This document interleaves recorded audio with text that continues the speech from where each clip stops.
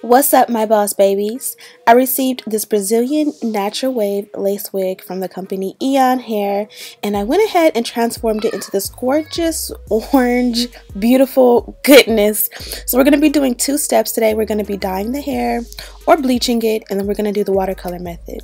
So this is the hair in its natural state. I really wanted to get you guys a good shot because this is a step that I always forget to do for you guys. You guys can see the wig is a beautiful 360 lace wig. It's pre-plucked for life. I have not touched it at all. You get some great baby hair. The texture is natural wave and it's super gorgeous. Everything about this one is flawless. Absolutely in love. So while the wig was on my head, I went ahead and parted it into 3 sections. I'm going to take my quick blue bleach and my 50 volume developer, and I'm going to make a mixture that is perfect for bleaching. Now, if you're bleaching your knots, you want the consistency to be super thick. If you are bleaching hair or dyeing hair, you kind of want it to be a little bit more runny. Now, the consistency, there is no exact measurement in my opinion. I'm not a colorist. I did not go to school for this. I've just, practiced trial and error, and I'm still learning. But for me, I really wanted it to be runny, so I should have used 2 bowls to make it a little bit more loose. Now, the reason I want it runny is because I want to be able to get to all of the hair as fast as possible. When the mixture is super thick, it's kind of hard because you have to paint it. When it's a little bit more runny, you're able to move the product a little bit more so that when the back is processing and you still have to work your way throughout the rest of the hair, it just goes a little bit faster in my opinion. So we're going to start on this back section here. Don't know why, but I like to start from the bottom up. Sometimes I'll do from the up, top to bottom. I personally am not quite sure what the, hair school way or their technique is, but this just works for me, and I kind of work in sections. I like to go, do a section and go across, do a section and go across. This is just my OCD of in my mind. I want it to process evenly going across. I don't want the center to be more processed than the outsides. I don't know. It's just my kind of rhyme or reason of how I do things, and I just work my way all the way up. Be sure to have a brush or a comb, or use your hands, and regardless of whatever, make sure that you are wearing gloves. This stuff will burn your hands. It does not feel good. I'm pretty sure it's not good if it gets in your bloodstream. This is bleach, meant for hair only and not for your skin. So I flipped it over to the back, and I'm going to do the same thing. Now in the back, I should have kind of left the roots I should have basically not put the bleach on the root, just because the root did get really blonde in the front and the back. You're going to find wherever you have lace, that part of it always gets more dyed. The rest of the hair in the center is on a weft, so I think it can handle the bleach a lot more when you hit it at the very top of the weft. But if you have single strands on lace, they really get blonde. In some spaces they were almost 613. So now I'm working on that section, that second section in the middle. I did that one off camera, but I kind of divided that into 2 sections as well. Now that we are at the top, I'm going to divide this one into 2 sections as well. So basically in total, I did I separated it into 3 sections, but I did 5 sections and then I did the back, if that makes any sense. So here at the very top, I'm going to start at the top and work my way down. This is opposite of what I did everywhere else. It is just because sometimes I get a little bit happy and I go crazy, and I wanted to start at the top and mark off the root because I really wanted to make sure that I did not bleach or process the root into the very end, but I wanted to make sure the rest of the hair was super duper bleached and processed, and I kind of did want the top to be a little bit more processed than the bottom. So maybe I should have done this all the way around. Again, this is all about preference. For me, this is just what works for me, and you're going to see that the wig comes out amazing. So now that I've bleached all of the hair, I'm at the top and I'm just holding the brush upward, and I kind of just stipple it or feather it onto the front, just so that it can kind of create a feather. I don't want a sharp or harsh line, but I kind of want there to be a slight peak of a dark root just to help it to blend with my skin a little bit better.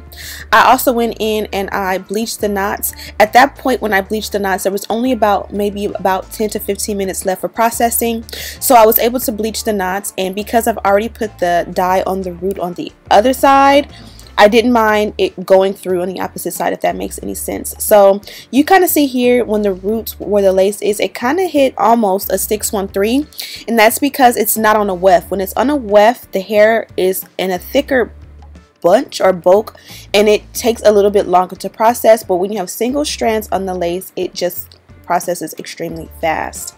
So this is what we got. You kind of got an ombre. It's very bright at the top. You have your nice brown in the middle, and then you have a little bit darker at the very bottom.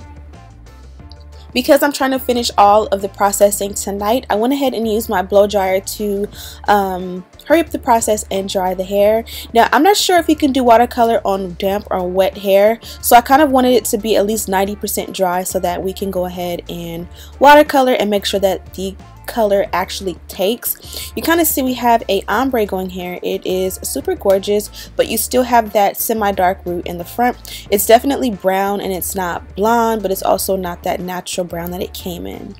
So I took and I just went ahead and lightly boiled some hot water or some tap water. I added a scoop or a pot full of sink warm water as well, so it's not boiling hot. I also did not let the water boil completely. I just let it get really hot over the stove. I find that when you're adding the dye to the water, it mixes so much better when the water is super hot. Sometimes when you do sink hot water, it takes a little bit more to mix that color into the water. So I used a whole bottle of this color, and then I used maybe about a quarter to half of the second bottle. I just want it to be rich in color. Then you just take a paper towel, in this case I have a piece of tissue, and kind of do a color test and see if you like the color. I think that the color was very true to what I got. Now, because the top of my wig was much lighter, I dipped that part first. When doing watercolor, whichever section of hair that you want to get the color the strongest, or to, you know, take the most, you dip that part first, because wherever you dip it first, I find that area, like I said before, takes the color a lot more vibrant, and the rest of the hair will take it a little bit less. If you want the hair to process evenly, I would suggest like you dip the top in, and then you take it out, and then you add more dye so that the dye is rich in every section. Now, the great thing about watercolor, it pretty much colors instantly. Now, I off camera kind of went through and made sure I got all the sections in the middle, because if the hair is not spread out, there will be sections of blonde still left, or brown. And another great thing is that it does not color the lace. So my lace is still the color that it came from Eayon. It does not get orange at all, and you guys can see I have a really nice dark, semi-dark root, just so that I can kind of make it blend with my skin even better. Now, I went ahead and washed it with purple shampoo one time. You can see the top left corner, and then I let it sit with the silicone mix. There was one slight area right there where I just showed you guys. It kind of is still semi-blonde, but you can't even tell. Other than that, the hair is amazing. It's still in a healthy state. No clumps or chunks of hair was coming out. The first time when I washed out the bleach, I went in with the purple shampoo one time, and I did not condition before I blow dried, and then I went in the purple shampoo after I rinsed out the watercolor. Hopefully that makes sense.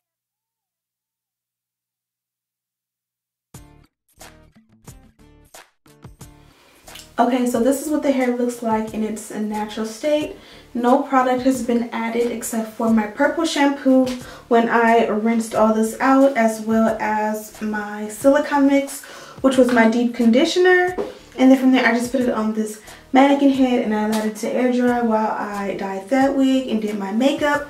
And so it's maybe about an hour or two, probably 2 hours later, and all I've done was I cut the excess lace off the back, because this is a 360 lace wig.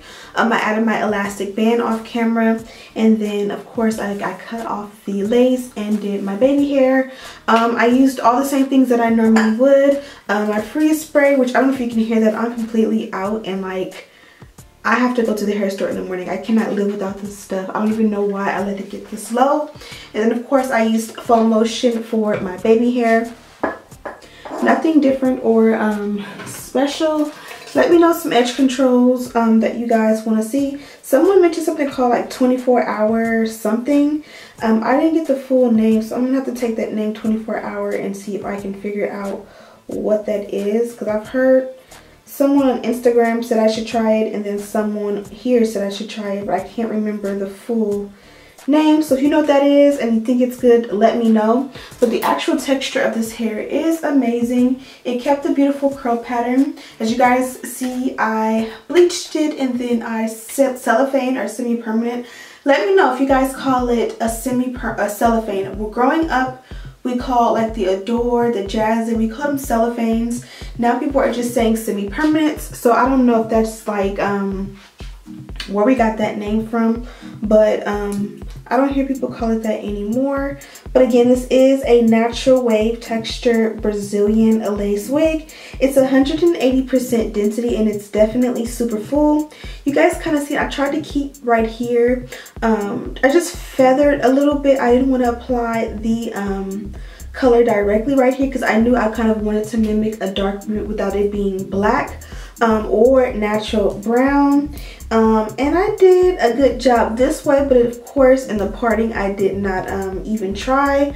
I knew I wanted to do a half up, half down like this anyways, and so I'm gonna go ahead and style it while I talk to you guys. I definitely love the fact that this one, you know, just feels super natural. Of course my baby hair is coming up because I use freeze spray instead of my Ghost Bomb. Even Ghost Bomb lately hasn't been like holding for me. I don't know what it is, but nobody's messing with me. I'm gonna have to try Bold Hold next, but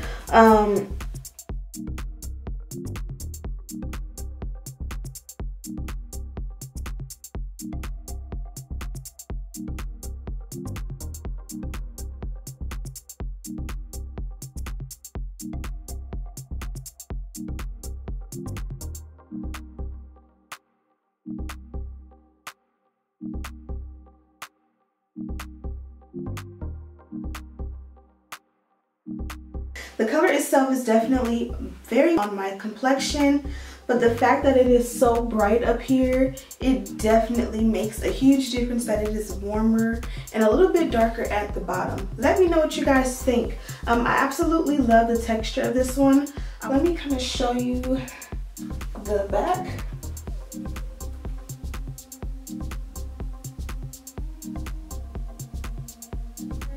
So I'm just gonna wet it a little bit. And that's kind of what it looks like wet. So yeah, I hope you guys enjoyed this one. Don't forget to check out Eayon. I have worked with this company before, so I have my other review of another texture of their hair listed in the description bar. Again, don't forget to use code Ashley for money off at checkout. Thank you guys so much for watching. Happy New Year, and as always, I'll see you in the next one.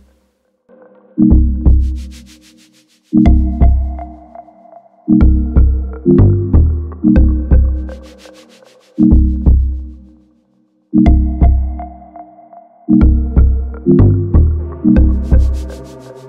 you.